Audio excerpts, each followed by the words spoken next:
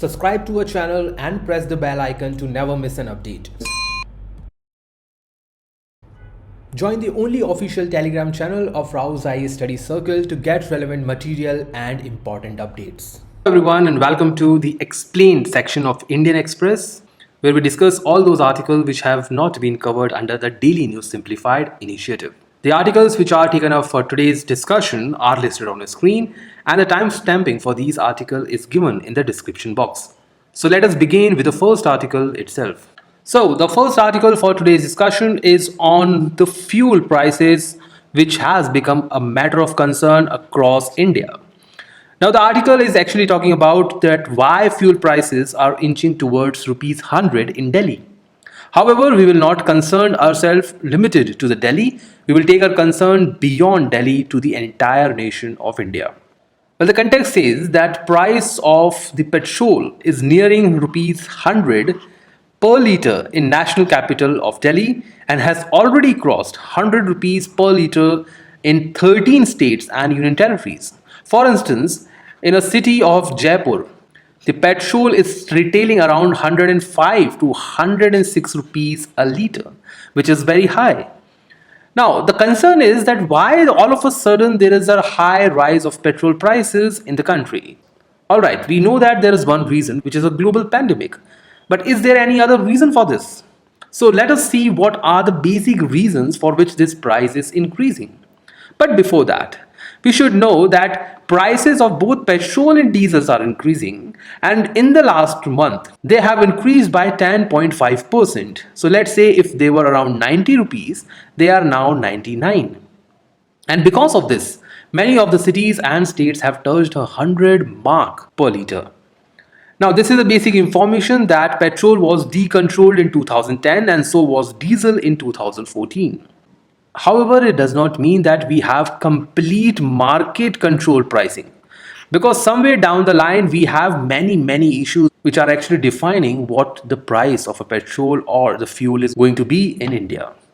So let us see them one by one. But before going into what are the actual causes of such price rise, let us see how it is actually defined.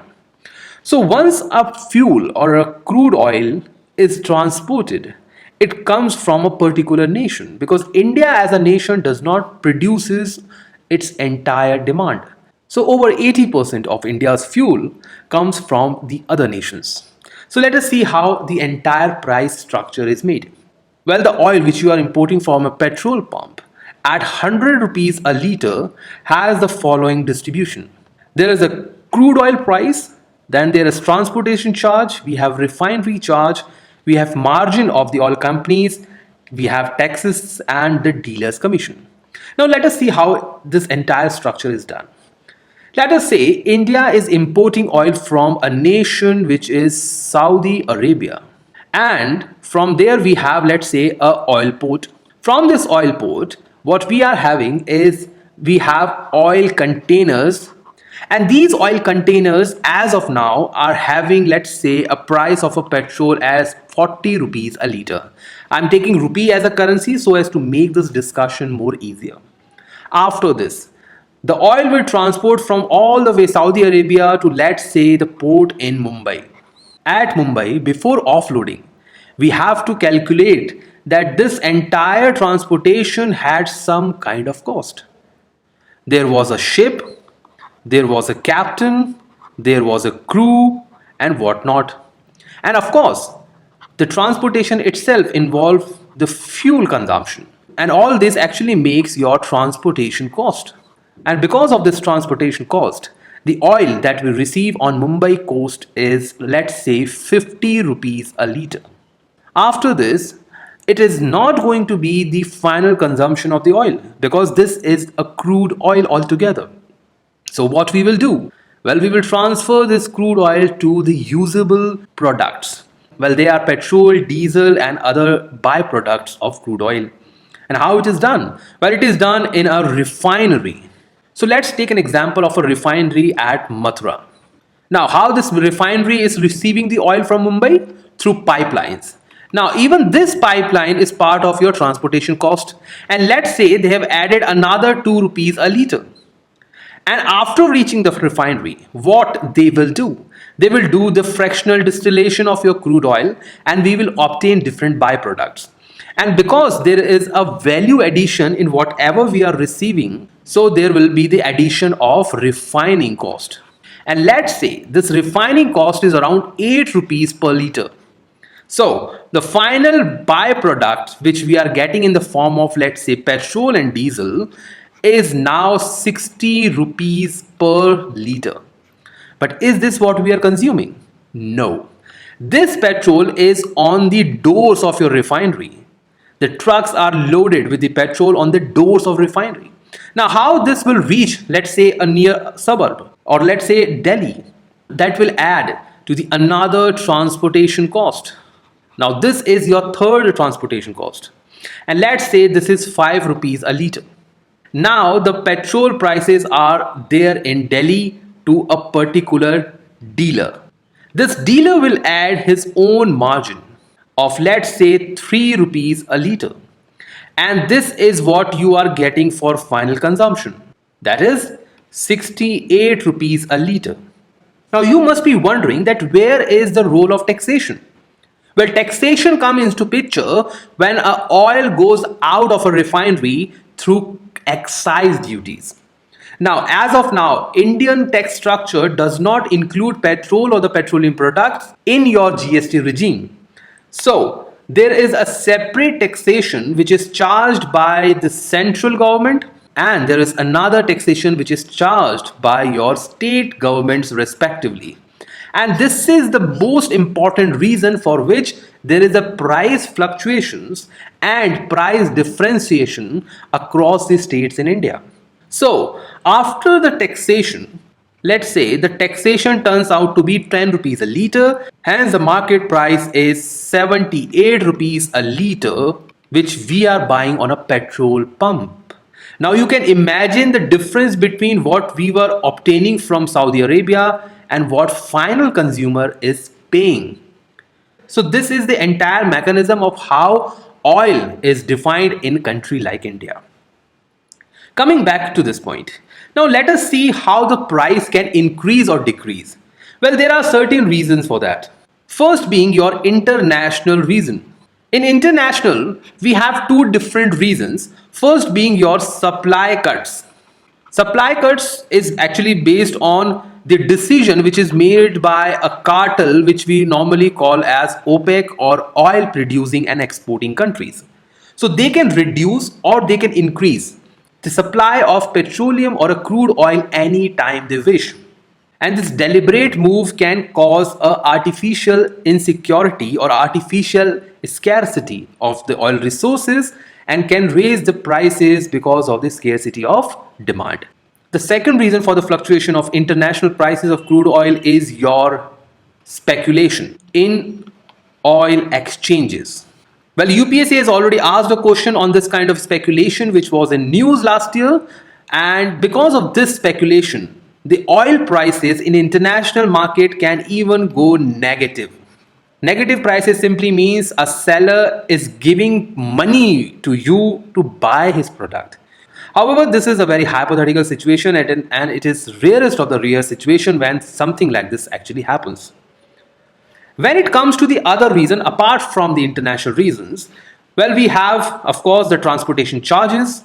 There can be a rise in the insurance, there can be a rise in the margin, there can be a rise in the salaries of the people, both at a transportation as well as at the refinery stage. The third reason being that the margin of the oil companies can increase. Why would they increase their margin? Just because they are looking for their infrastructure expansion or for their expansion on productive capacity. So let's say there is a company, Oil India Limited, and they want to expand their infrastructure in order to boost their production. So they can raise their margin in order to make more profits and capture more money. And last, of course, being your central and the state taxes, which is actually the current reason for your oil prices rise in the country.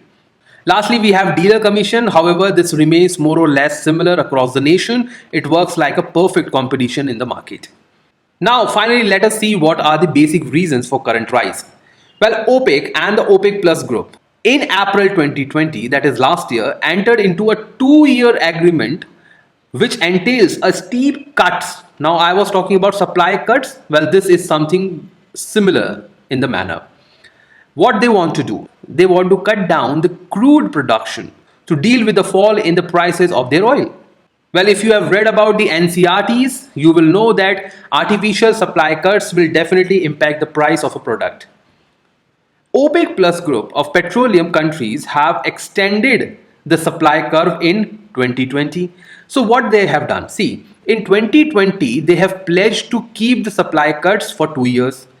But recently, they have revised this and they have extended further supply cuts in order to artificially regulate the international prices of oil. The best example of this kind of fluctuation was seen in 1970s or early 1970s, when such kind of oil crisis actually made the entire globe on its knees. And this was the reason why we had seen the breakdown of Bretton Woods system and coming up of a new international monetary system. Well, apart from this agreement of OPEC Plus, we have also seen that the price of Brent crude has risen by 47.1%.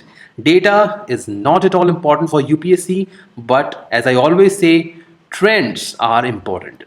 Well, apart from the international prices, even in the domestic market, central and the state governments have accounted for 55 on your petrol and 50% on the diesel price jump. So this is the reason. Let's say a year ago 70 rupees per liter was the price and now it is 100 rupees. So it means there is a rise of 30 rupees per liter in a year, and this 30% is what? It is about 45% of your 70 rupees. And this 45% actually has 50% and above as the form or as the cause of your taxation. So, if UPSC asks, central taxes and the state taxes remain the highest cause of the current price rise in the country. And why they are doing this? Because they are out of their revenue accounts and they need to boost up their revenues. And because of this, the best source available to these government is, of course, the prices of the petrol.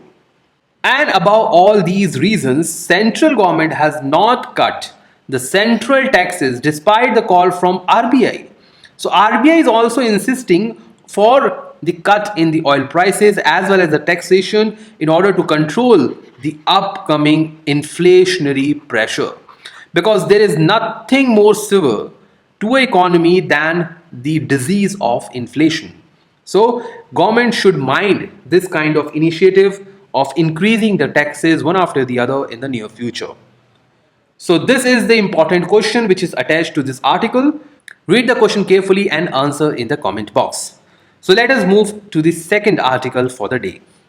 The second article for today's discussion is on the political aspect of a recent move which was taken up by the Government of India in 2019. Well, in 2019, Government of India through constitutional amendment has changed the aspect and the status of Jammu and Kashmir state, and it was bifurcated into two different union territories, that is Ladakh and your Jammu and Kashmir. After that, it has been almost close to 2 years now, and the people of Leh and Kargil are now opposing the current status of the Union Territory of Ladakh. Now, why they are doing all these things? The reason being that they have lost their legislative representation which they had in the Legislative Assembly of Jammu and Kashmir. Now, what happened was that there was a Legislative Assembly and the members from Kargil and your Leh district were represented as members of Legislative Assembly. However, after the changing of the status from a state to a union territory, now they do not have a Legislative Assembly. However, they have a decent representation through different means, but those different means, which we will discuss very shortly, include your district councils, and they do not have many and they do not have much power when it comes to the political aspirations and living up to the demands of the locals. And this is one of the reasons why they have started demanding on different grounds and different platforms either to change the status altogether or to bring reforms. Now, let us see what these reforms are all about. Before going into the demands of those people, let us look into the map of the Union Territory of Ladakh. Well, the Union Territory of Ladakh, as you can see, is in the light blue color. It includes the area which is also known as Aksai Chin, which is under the administrative control of China. It also includes your Gilgit-Baltistan, which is under the Pakistan occupied Kashmir. So if there is a question in the prelim examination regarding the map, so the majority part of the POK lies in the Ladakh. There is other part of the POK which is also here going parallelly to the Indian border. So that is not a concern as of now because we are concentrating more on the Ladakh aspect. So when Ladakh was created, it was distributed among two different districts. The first one was your Leh district and the second one was your Kargil district. Kargil is also famous for your 1999 war or a proxy war with Pakistan. These two districts actually form the Union Territory of Ladakh. Now, the question is that is Ladakh the largest Union Territory of India? Or there is any other Union Territory which is larger than Ladakh? If you know the answer, you can comment in the comment box. The second question, is Leh the largest district of India now? Or there is any other district, maybe Kutch or maybe Jaisalmer, which is even larger than Leh? If you know the answer, I would suggest you to comment in the comment box. With this, now I'll take you to what are the raised issues by them and what are the demands. Well, the first issue which was raised by them is that there is a Muslim minority in the Buddhist majority Ladakh. So the people of Kargil are now saying that they are in the minority status when it compares to the people of Leh who are Buddhist in majority. The second reason being that they are left with no legislative power because now they do not have any legislative assembly. They also feel that both the district of Ladakh is alienated. They lost their identity, their culture, their language, change in the demography, and will follow their political disempowerment too. Now, how does this happen? Imagine this. Because of their representation in the Jammu and Kashmir Legislative Assembly previously, they had their representation. What they have right now is their representation as a member of parliament, which is very low. I mean, there is only one representation from Ladakh. Now, will this one person be able to compete with all the MLAs which were already there in the erstwhile Legislative Assembly? And because of this less number of representation, they have a fear of losing their land, identity, culture, language, and even the demography. And lastly, there is Autonomous Hill District Council, which does not have a legislative power. So as I said previously, that they have a kind of representative government at a local level, but that is not having any legislative power in comparison to the Legislative Assembly. Now, the article, apart from listing these important issues raised by the representatives, has also listed down the demands which was made by them. It includes the creation of a legislative assembly within the Union Territory, as in the case of Delhi and Puducherry. This assembly is also going to be there in the Union Territory of Jammu and Kashmir, as the demand becomes obvious. The second demand could be that there is a creation of Autonomous Hill Council under 6th schedule on the lines of Bodoland Territorial Council. They are also demanding for a full statehood if the above two demands are not met. And lastly, they are also demanding the reinstatement of Article 35 and 370 for special power. Well, this last demand is actually coming from the people of Kargil, who are fearing that the outsider may change the demography of the region. Now, apart from these issues and the demands of these people, let us look into what this 6th schedule is all about, and if this demand is met by the government, what benefits it will give to the people of this Union Territory. Well, sixth schedule was already part of your original constitution enforced in 1950. As you must have read in your beloved Lakshmikant, that schedule 1 to 8 were part of the original constitution. The sixth schedule actually talks about the two important articles, 244.2 and Article 275.1. Now, what these articles are all about and what this sixth schedule is all about, which the people of Ladakh are demanding. The first one is that the governor under sixth schedule have more power. So governor may by public notification include or exclude any area, create a new autonomous district. So in the future, if government decides to do that, who will create this kind of area in Ladakh? Well, of course, your lieutenant governor. The same person would increase or decrease the area of any autonomous district. Now, as of now, there are two. So, if the thing comes into practice, there will be two autonomous districts in Ladakh. So, governor can unite two or more autonomous councils. So, governor can unite two or more autonomous districts. He can alter their name, and in fact, he can define the boundaries. So when it comes to the creation or demolition, everything comes under the power of the governor. The governor shall also make rules for first constitution of the district council. After that, there will be an election on the regular basis. In consultation with existing tribal council or other representative tribal organization within the autonomous district or the region. So consultation for the first time is required by the governor, not after that. Now, what are these rules? Well, these rules could be in relation to your appointment of the officers, including your administrative officer, including, in fact, of course, the IAS one, procedures and the conduct of the business, daily administrative business, how it is going to be conducted, and others. Term of office of the members. These members are your representative members who will be part of the council.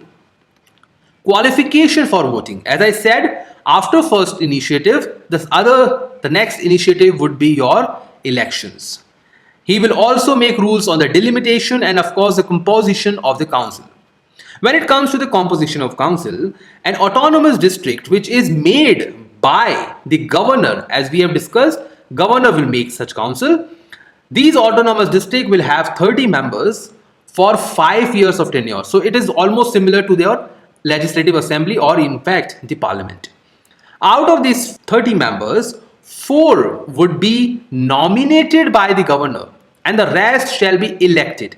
So it is both nominated as well as elected. So it is partially nominated and partially elected body. However, the ratio is not same. And the election would be conducted on the basis of your adult suffrage. Apart from the district council, there could also be separate regional council for each area constituted an autonomous region. So there could be 2-tier or 2 different forms of representation under the 6th scheduled areas. Now, why they are demanding this? The demand is because of the following powers. Those autonomous district councils can make laws. Now, this is the most important and legislative powers on certain specified matters like land, forest, canal, water, shifting cultivation, village administration, inheritance of property, marriage and divorce, social custom, and so on. But all such laws require the assent of the governor because somewhere down the line we require a body or an executive representation who can assent the final legislation of any representative body. So in states we have governor, at center we have president. So somewhere down the line we require somebody as an executive person who can sign the final authority. The same district council can constitute village councils and in fact the courts. So they have some judicial powers as well for the trial of suits and cases between the tribes. So they cannot take cases for outsiders, only for the tribes. They can also establish, construct and even manage primary schools, dispensaries, markets, ferries, fisheries, roads and whatnot. So they also have powers related to infrastructure, economy and society. And lastly, they can make regulations for control of money lending and trading by non-tribals. So So if you are a businessman, if you want to do some trading with the tribal areas of, let's say, Kargil, or maybe the tribal areas of Ladakh, with those people, you can get under regulations which is made by the respective district autonomous councils. With this now, there is one important thing, that there are certain exemptions. All the acts of parliament and in fact the state legislature do not apply to the autonomous district or the autonomous region. And this is one of the cause why they are demanding the autonomous region, that they does not want interference from the state or from the parliament altogether. However, this can be applied through certain modification and exemption. And lastly, government can appoint a commission. This is similar to the president who can appoint the commission on various instances to examine and report on any matter relating to the general administration of autonomous council or the regions. And in fact, he may dissolve a district or a regional council on the recommendation of the commission. And because of these two exemptions, the powers of these district councils are somehow very limited. So let's say the district council has worked for 2 years. However, there is a commission appointed by the governor which says the council is not working properly, they are not working under the constitution, or maybe they are not working in the legal manner. So the governor can dissolve that council despite being a representative from the local people. With all this discussion, now I leave you with this question. Read the question carefully. This is question from the attached article, and if possible, comment in the comment box. With this, now we'll move to the final article for the day. So now we come to the last article for the day. This article is related to the pregnant women and efficacy of the COVID-19 vaccines, which is being administered across the nation. As we know that anyone who is above the age of 18 is now eligible to get this vaccine, which is provided by 2 Indian companies and 1 Russian. However, there were restrictions when it comes to the application of this vaccine on pregnant women. The context is that Health Ministry has announced that pregnant women are now eligible for this vaccination at any time of their pregnancy. So whether they are pregnant for 1 week, 2 weeks, 1 month, or maybe 9 months, they all are eligible to get vaccines. However, these vaccines will not be administered to those people who were allergic to the previous dose and who have the allergic reaction to vaccines or injectable therapies, pharmaceutical products, or even the food items. Well, this condition is not only applicable to the pregnant women, it is for the general population. Alright, now what does this circular by the Health Ministry says? Well, it says that pregnant women are at increased risk of severe illness due to COVID. And when it compares to the non-pregnant women, they have more complexities. Now, what does that mean? That if a woman is affected by this virus, she will have a risk of preterm birth, which is not good for both the women and the child. The second case is that experts believe that this vaccine is unlikely to pose a risk to a pregnant person or even her fetus. However, at the same time, we have the possibilities of rare adverse effect, as we have talked in the case of allergies. And this reaction could be only 1 in a 1 to 5 lakh of vaccination within 20 days of vaccination. So it is like this, 1 upon 5 lakh doses will have a rarest of the rare adverse effect. It means overall the vaccination to the pregnant women, according to Health Ministry, which is also supported by WHO, is safe. Now, what if a woman has already been affected by this virus when she was pregnant? In that case, she should get vaccinated only after her delivery. And if she is not vaccinated, she will have these particular issues which are extended to other one. This include pre-existing comorbidities, advanced maternal age, and high body mass index, which is not good for obesity.